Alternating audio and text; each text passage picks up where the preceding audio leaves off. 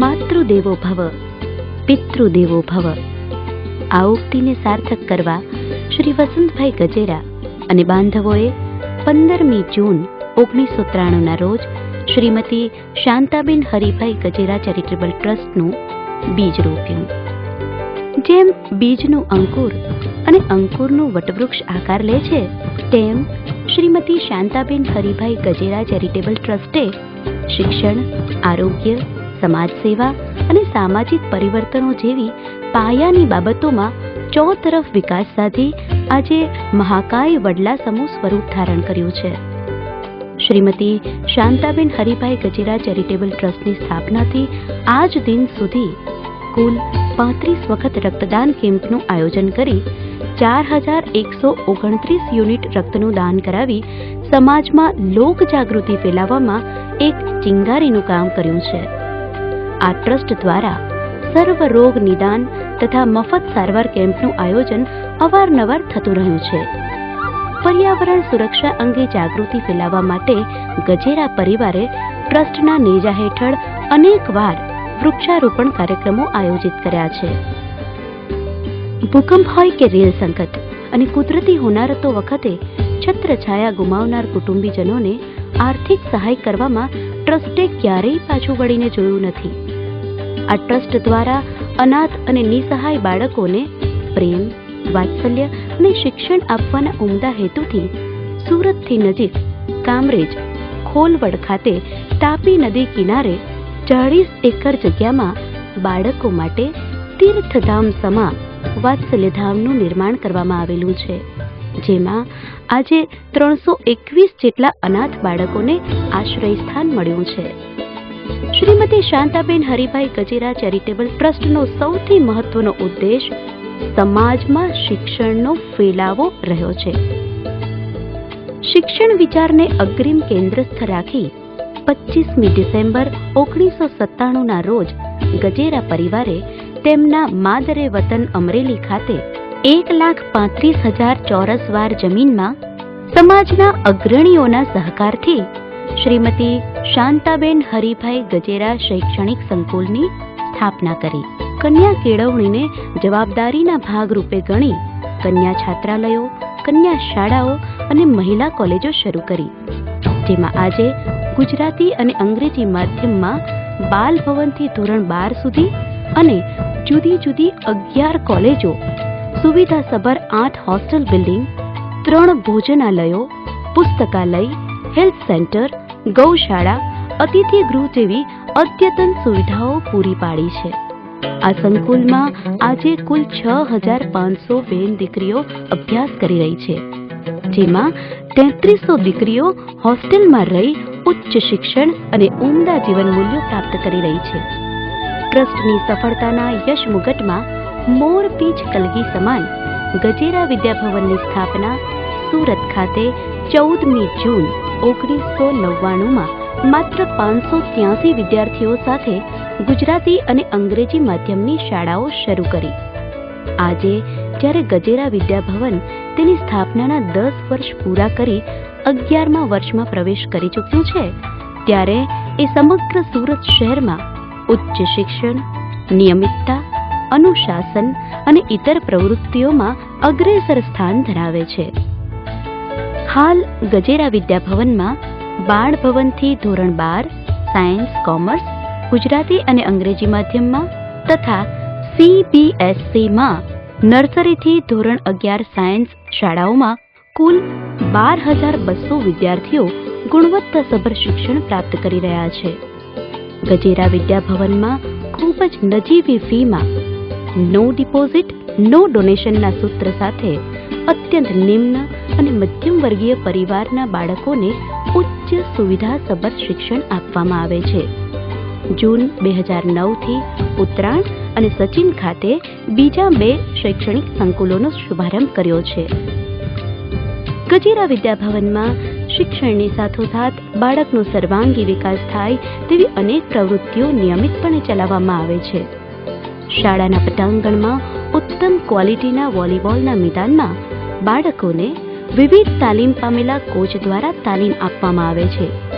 વોલીબોલની રમતમાં સમગ્ર રાજ્યમાં ગજેરા વિદ્યાભવનના ખેલાડીઓ અગ્રેસર રહ્યા છે.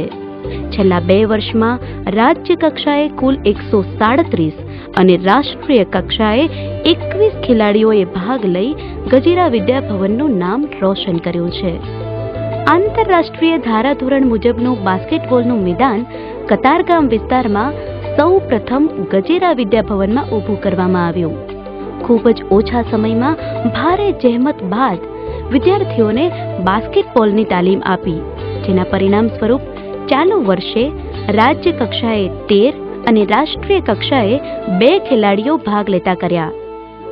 ગજેરા વિદ્યાભવનની સીમિત જગ્યામાં ઉચ્ચ આયોજનના કારણે 3 સ્કેટિંગ રીંગો ઊભી કરી ધોરણ 1 થી 12 સુધીના ગજેરા વિદ્યાભવનના કોઈ પણ વિદ્યાર્થી મોખરે જ હોય. અત્યાર સુધી રાજ્ય કક્ષાએ 18 અને રાષ્ટ્રીય કક્ષાએ 5 વિદ્યાર્થીઓએ ભાગ લીધો છે. વળી આંતરરાષ્ટ્રીય કક્ષાએ પણ ગજેરા વિદ્યાભવનના વિદ્યાર્થીઓ અમેરિકાના કોલંબિયામાં યોજાયેલ આંતરરાષ્ટ્રીય સ્કેટિંગ ટુર્નામેન્ટમાં ભારતીય ટીમમાં ગજેરા વિદ્યાભવનની 2 વિદ્યાર્થીનીઓ પટેલ હેમાલી અને પટેલ નિધિએ ભાગ લઈ આંતરરાષ્ટ્રીય કક્ષાએ ગજેરા વિદ્યાભવનનું નામ રોશન કર્યું છે. યોગાસન સ્પર્ધામાં ગજેરા વિદ્યાભવનના વિદ્યાર્થીઓ રાષ્ટ્રીય અને આંતરરાષ્ટ્રીય કક્ષાએ ખ્યાતિ પામેલા છે. ગત વર્ષે યોજાયેલ લકુલિશ વિશ્વ યોગાસન સ્પર્ધામાં ગજેરા વિદ્યાભવનના વિદ્યાર્થીઓ ધાનાણી રિંકેશ, ધાનાણી પ્રશાંત અને પટેલ કુશે ભાગ લીધો હતો. જે પૈકી પટેલ કુશે સમગ્ર વિશ્વમાં પ્રથમ ક્રમાંક મેળવી મિસ્ટર વર્લ્ડ યોગીનો ખિતાબ મેળવ્યો હતો અને ગજેરા વિદ્યાભવનની ખ્યાતિ આંતરરાષ્ટ્રીય કક્ષાએ પહોંચાડી. યોગાસન સ્પર્ધામાં ગજેરા વિદ્યાભવનના વિદ્યાર્થીઓ પૈકી 23 વિદ્યાર્થીઓ રાજ્ય કક્ષાએ અને રાષ્ટ્રીય કક્ષાએ 10 વિદ્યાર્થીઓ યોગાસન સ્પર્ધામાં અગ્રેસર રહ્યા છે. ડાર્ટના ક્ષેત્રે રાષ્ટ્રીય તથા આંતરરાષ્ટ્રીય કક્ષાએ શાળાએ ખ્યાતિ પ્રાપ્ત કરી છે, જેમાં રાજ્ય કક્ષાએ 29, રાષ્ટ્રીય કક્ષાએ 26 તથા આંતરરાષ્ટ્રીય કક્ષાએ સિંગાપોર ખાતે યોજાયેલ સિંગાપોર ડાર્ટ ચેમ્પિયનશિપ 2008માં ગજેરા વિદ્યાભવનની વિદ્યાર્થીનીઓ કાછડિયા ભૂમિકા અને ચૌહાણ આરતીએ ભાગ લીધો હતો. જ્યારે ચાલુ વર્ષે ગિલીટવાલા અમિતે આંતરરાષ્ટ્રીય કક્ષાએ ગજેરા વિદ્યાભવનનું નામ રોશન કર્યું છે. કરાટેની તાલીમથી ગજેરા વિદ્યાભવનના વિદ્યાર્થીઓ સજ્જ હોય જ છે. કરાટેની વિવિધ સ્પર્ધાઓમાં ગજેરા વિદ્યાભવનના 68 વિદ્યાર્થીઓ રાજ્ય કક્ષાએ, 6 વિદ્યાર્થીઓ રાષ્ટ્રીય કક્ષાએ અને 1 વિદ્યાર્થી સુરતી મીત જીતેન્દ્રભાઈએ આંતરરાષ્ટ્રીય કક્ષાએ ગજેરા વિદ્યાભવનની સિદ્ધિઓની સીમાઓ વિસ્તારી છે. આ સિવાય કબડ્ડી, ખોખો, લાંબી કૂદ, ઊંચી કૂદ, દોડ જેવી રમતોમાં ગજેરા વિદ્યાભવનના વિદ્યાર્થીઓ સતત અગ્રેસર જ રહ્યા છે. આ ઉપરાંત શાળામાં બાળકોને ડાન્સ, એરોબિક્સ, સંગીત વગેરે ઇતર પ્રવૃત્તિઓ સ્પેશિયાલિસ્ટ કોચ દ્વારા જ કરાવવામાં આવે છે. આમ બાળકો શારીરિક અને માનસિક વિકાસ સાધી રાષ્ટ્રના ઉત્કૃષ્ટ નાગરિક બને એ માટે ગજેરા વિદ્યાભવન સતત કાર્યરત છે.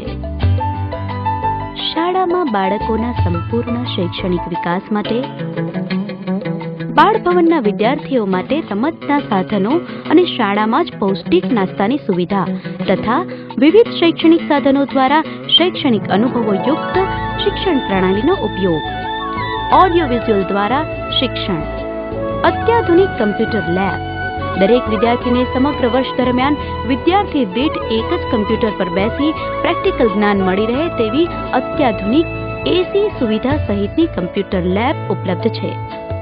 અદ્યતન ડ્રોઈંગ રૂમની વ્યવસ્થા, જેમાં બાળકો પોતાની કલ્પનાઓ કાગળ ઉપર ઉતારી શકે. ધોરણ 12 સાયન્સના સાધનો ધરાવતી ફિઝિક્સ, બાયોલોજી, કેમિસ્ટ્રી લેબ, વાલી તેમજ વિદ્યાર્થીઓ માટે કુલ 12,000 પુસ્તકો ધરાવતું ઉત્તમ વાંચનાલય કે જેમાં શાળા ઉપરાંત અન્ય વ્યક્તિઓને પણ વિવિધ પુસ્તકોનો લાભ મળી રહે અને પુસ્તકાલયમાં બેસીને વાંચી શકે તેવી વ્યવસ્થા પણ કરવામાં આવેલ છે અને સવારે 7 વાગ્યાથી સાંજે 7 વાગ્યા સુધી સેવા પૂરી પાડવામાં આવે છે. વિદ્યાર્થીઓને પીવા માટેનું શુદ્ધ પાણી મળી રહે એ માટે સમગ્ર શાળામાં આરઓ પ્લાન્ટની વ્યવસ્થા. દરેક વિદ્યાર્થીઓના વાહનો સગવડતાયુક્ત પાર્ક થઈ શકે તેવા વિશાળ પાર્કિંગની સગવડ, રોગી તેમજ ઘવાયેલા વિદ્યાર્થીઓને શાળા સંકુલમાં જ ટ્રીટમેન્ટ મળી રહે એ આશયથી નિષ્ણાત ક્વોલિફાઈડ ડોક્ટરોની સુવિધાથી સજ્જ ટ્રસ્ટ દ્વારા નિર્મિત દવાખાનું.